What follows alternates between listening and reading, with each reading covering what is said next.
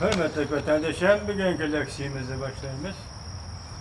Amerika Koşmuş Ştatları Devlet Mahkemesi bayanat ilan kıldı. Cumhur hükümetinin kişilik hukuk kolluvçularının korku algınlığını ayıpladığı mevzulu haber 7. ayının 13. günü Washington ülkede ilan kılındı. Haber mundak başlandı. 7. ayının 13.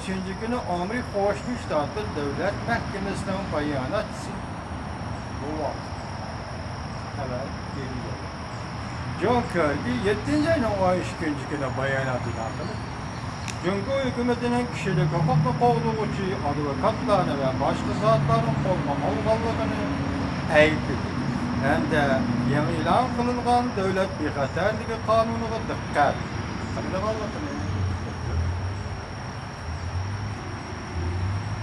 Bayanatnama bütün teksiti döndükçe yakın bir neçə gündən beri Cumhur'un sakçı organları türkümlep fıralarını kolga algan kişini çuçtuduğun haberlerge dikkat kıldım. Bunların bir ortaklığı var idi. O bolsa mı? Ular tinç yollar bilen başkalarının kişilik hukukunu koklaydı. Cümleden kanunluk usullar boyunca hükümetin siyaseten guman kılınan kişilerin hukukunu koklaydı. Yeni devlet bexatarlık kanun niqabıda keng kölemde işletiş bilen kişilik hukuk dehletariz kılışga kelsek, biz bununla texim üçün dikkat kılın. Fıralarının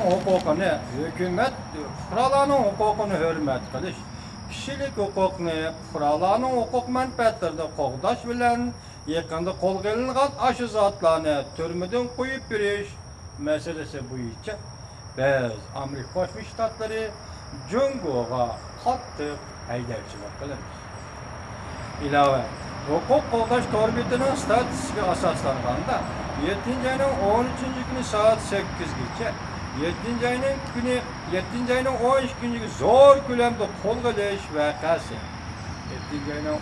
günü zor külemde kol geliş vakası umumi çetiş adam sani 100 nefer cinayet işler bilen toxtulgan nazaret astık elingan advokatlarının umumi sani ne kol gelinganın sani nazarbat kılınganı hesapla almaganda ne kol gelini 81 nefer advokat kol gelindi.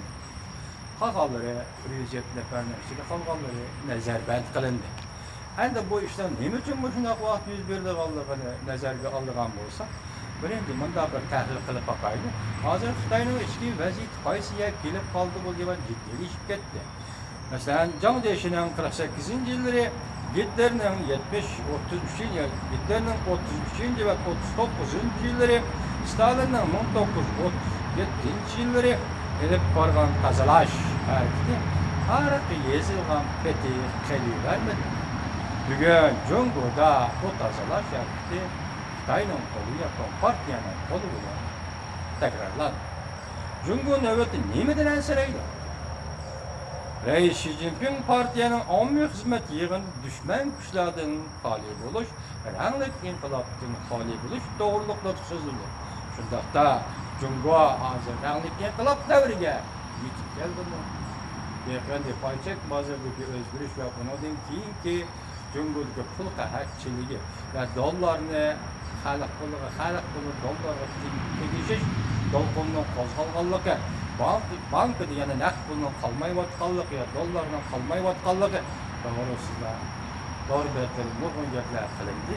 Hozirgi Cumhurning vaziyatini aytganda, Reis Xi Jinping ranglik inqilobni eg'izga olgandan qaraganda, Cumhurning vaziyati qaysi kunga keldi?